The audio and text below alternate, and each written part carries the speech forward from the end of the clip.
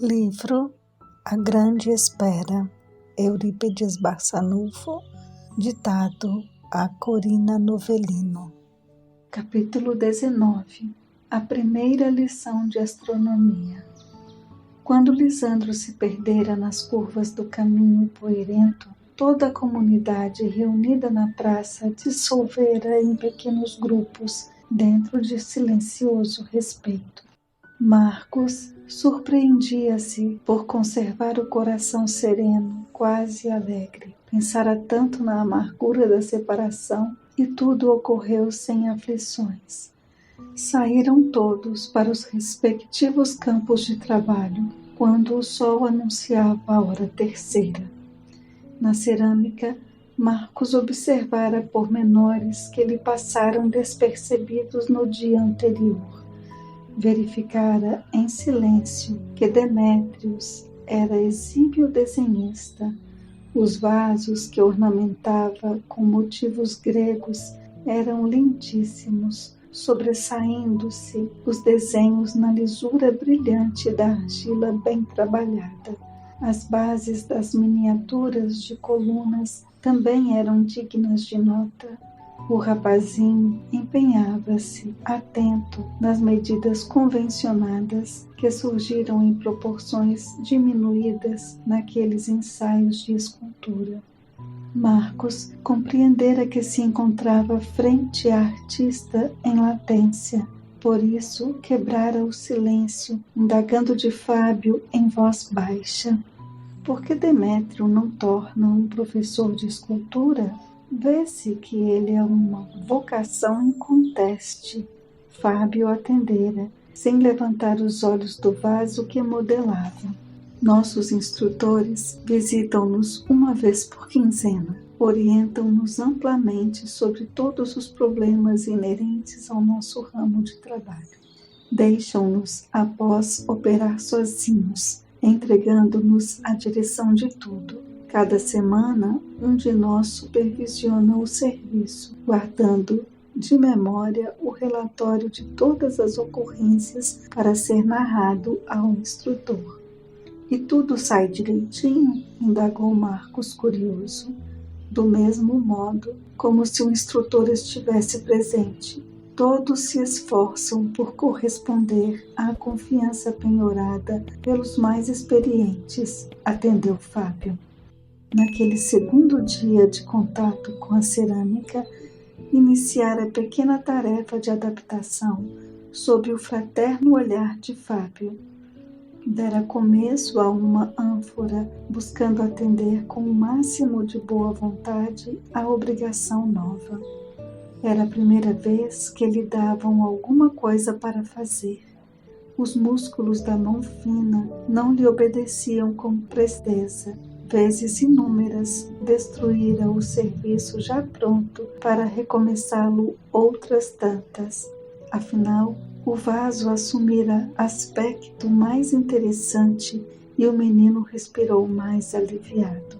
Fábio observava intimamente divertido com a falta de jeito do novo companheiro, mas não se opusera aos ensaios infrutíferos do menino com críticas extemporâneas. Os corações naquele dia achavam-se profundamente enlevados, trazendo os donos em permanente estado de harmonia íntima. Marcos empolgava-se com a estranha beleza que fluía da esperança como nunca o sentira antes. Esperar o enviado do Senhor, eis o objetivo mais alto daqueles corações juvenis. Quando o Messias viria ter com eles? Ou seria eles que iriam ao encontro do Cordeiro? Essas indagações íntimas faziam cócegas nos lábios do menino, mas ele compreendera que o silêncio mantido nas horas de serviço não deveria ser quebrado. O sol penetrava a linha central da cúpula celeste. Era a hora da segunda refeição. Eleutério abandonara o seu setor de ação, reunindo-se aos companheiros, e convidou-os alegremente para o repasto que trouxeram nos embornais limpos. Aquela hora fora de singelo júbilo para todos. Oraram juntos, sob o céu azulíneo, agradecendo ao Senhor a misericórdia trazida cotidianamente através do pão. Serviram-se com a sobriedade resultante do hábito sadio. Conversaram alguns minutos, aproveitando a pausa necessária à quimificação alimentar. Nicanor, por várias vezes, tomara parte para externar conjecturas acerca da vinda do Messias. Ele virá até nós, certamente. Mas quando indagava o rapazinho com os olhos distanciados na amplidão dos campos adjacentes, Eleutério e Fábio responderam à mesma hora, com vivacidade característica da adolescência. Quem pode saber? O certo, continuou Fábio, é que devemos nos esforçar cada dia mais, a fim de que o enviado seja atraído para o nosso meio, fazendo de nosso núcleo uma fonte luminosa que o possa atrair. Marcos permanecera calado, pois a conversa se encaminhara justamente para o ponto que ele desejava focalizar. Seu coração encontrava-se pleno de interrogações semelhantes. Fábio atingira a parte fundamental da questão e Marcos, intimamente, louvava o companheiro querido. Realmente, Lisandro falara-lhe muito sobre a atração de elementos semelhantes entre si. A luz atrai a luz, a sombra imanta-se às trevas. Longe dele a pretensão de sentir-se identificado com o Cordeiro, mas, pelo menos, a aproximação da semelhança seria tentada. Esforçar-se-ia por consegui-la dali por diante.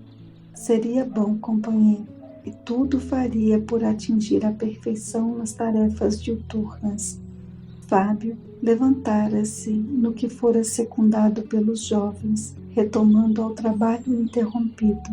Entregavam-se com alegria aos labores da cerâmica até a hora estabelecida. O menino já não encontrava dificuldades na modelagem de novo vaso.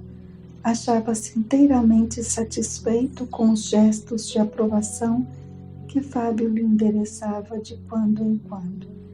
Regressaram ao povoado à hora aprazada. O sol declinava no horizonte azul. A atmosfera parecia mais rarefeita que de ordinário. Os jovens sentiam-se leves e jubilosos como jamais o estiveram. Não obstante a vida lhe corresse em clima de constantes lágrimas. Nicanor mostrava-se extraordinariamente verboso, lembrando com entusiasmo: teremos belas noites para observações, o que contemplará nossas alegrias, concluiu Fábio. O jovem enamorado das estrelas teve esplêndida fulguração nos olhos escuros, revelando-lhes a posição íntima. À tardinha, após o ligeiro repasto, reuniram-se à soleira para a contemplação do acaso que se desenhava soberbo sob as galas coloridas de um painel divino. Que a inteligência no mundo seria capaz de gravar no bronze ou na madeira aquele quadro esplendoroso? Acentuou Demétrio com indefinível respeito. Marcos amava a natureza, porém nunca se dera ao trabalho de perscrutar os segredos de suas maravilhosas manifestações. Lisandro iniciara-o na investigação dos mistérios empolgantes, o que trazia o coração do menino cheio de encantamentos dulcificantes. O olhar do jovenzinho Patrício prendeu-se ao horizonte, fascinado pelo espetáculo que também arrebatava o entendimento dos companheiros. Mais alguns momentos e o astro da vida desapareceria totalmente na linha que limitava a paisagem terrestre. Dir-se-ia que as fronteiras de um mundo mais belo se projetavam, no ponto em que a visão humana se sentia restrita e impotente para delinear cenários novos. As primeiras sombras da noite quase não foram sentidas pelos jovens, porque já outro espetáculo soberbo lhes empolgava as almas. As primeiras constelações surgiam, magníficas, no semicírculo do zodíaco, oferecendo as fulgurâncias celestes no bojo resplandecente. Muita coisa teremos de aprender com o irmão Ezequias a respeito das estrelas, disse Nicanor, desejoso de entrar no fascinante assunto. E Marcos não desejava outra coisa. Sim, aduziu o menino, como será interessante tal estudo. Nicanor prosseguiu com vivo entusiasmo ao sentir-se apoiado pelo interesse do novo companheiro. No outro dia, ficamos conhecendo tanta coisa útil e bonita sobre o céu. Nosso instrutor enfileirou vários conceitos existentes no seio dos povos a respeito dos astros. E como uma pausa se fizesse, Marcos pediu: conta-me tudo o que sabes, caro Nicanor. O rapazinho entrou logo no tema preferido, sem esperar por mais confabulações. Os séculos guardaram marcas positivas do interesse que os astros sempre despertaram na mente dos povos. Os centros antigos mais adiantados, como o Egito e a Grécia, estenderam as raízes de tal entusiasmo a outros países, através de superstições que chegaram até nossos dias. Contou-nos Ezequias que os magos da Caldeia profetizavam a sorte dos homens, orientando-se pela conjunção astral sob a qual nasciam. Que vem a ser conjunção astral? Perguntou Marcos. Os planetas, durante o ano, percorrem determinada rota na linha do zodíaco. Conjunção é o aparente encontro de dois astros nessa linha. Mas continuemos, se é que desejas conhecer alguns detalhes a mais. Sim, continua, meu bom Nicanor, ouvirei com muita atenção. Nicanor conservara-se voltado para o firmamento, constelado, como se estivesse preso ao quadro de luz que se projetava nas alturas. Os caldeus atribuíam também relações entre os metais e os astros. Assim, tinham o Sol como ouro, a Lua como prata, Saturno chumbo, Marte ferro, Júpiter estanho. Essas relações passavam a influenciar decisivamente nas afirmativas proféticas dos magos com relação ao futuro das criaturas. Todavia, a civilização remota dos assírios e caldeus herdaram do povo acádio todo o volume de crenças a respeito dos astros, o que vem provar a antiguidade das citadas crendices que têm sua base nos astros. Conheces tantas coisas interessantes, Nicanor, exclamou Marcos, aproveitando ligeira pausa do companheiro. Nem por isso, Marcos, teremos de aprender muito ainda. Mas continua a aula, Nicanor. O jovem sorriu à ingênua referência do companheiro e continuou com entusiasmo. Nas soberbas cidades do Egito erguiam-se templos ao sol.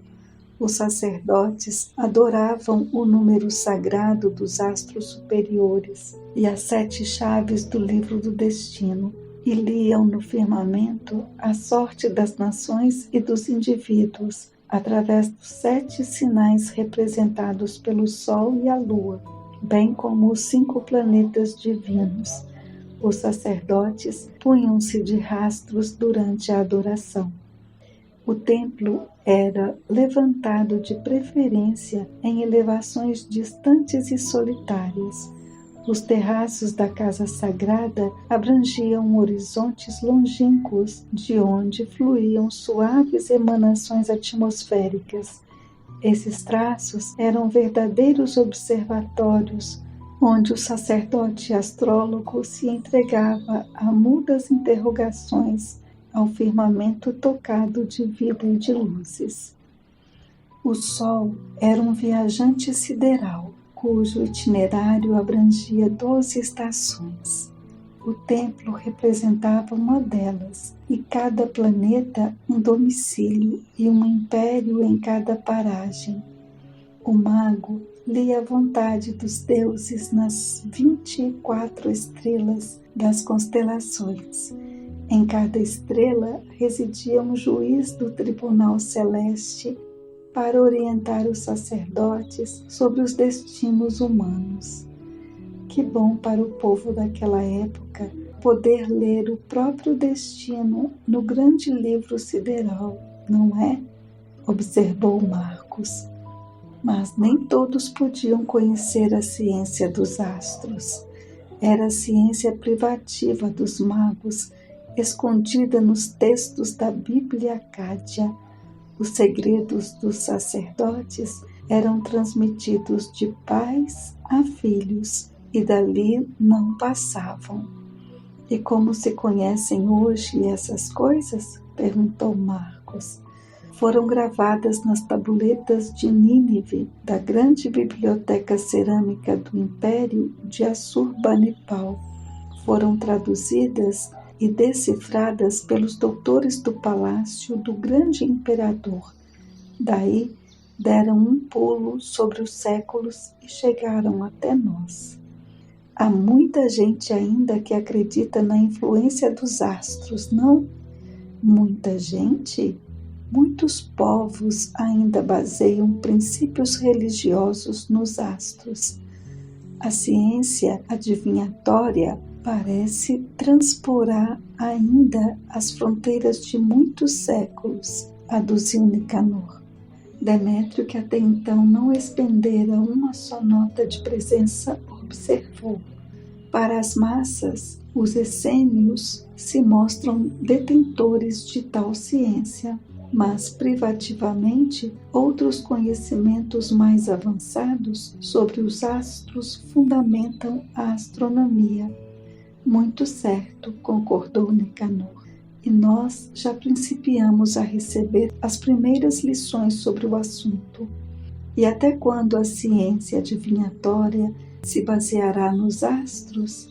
Indagou Marcos, empolgado pelas lições.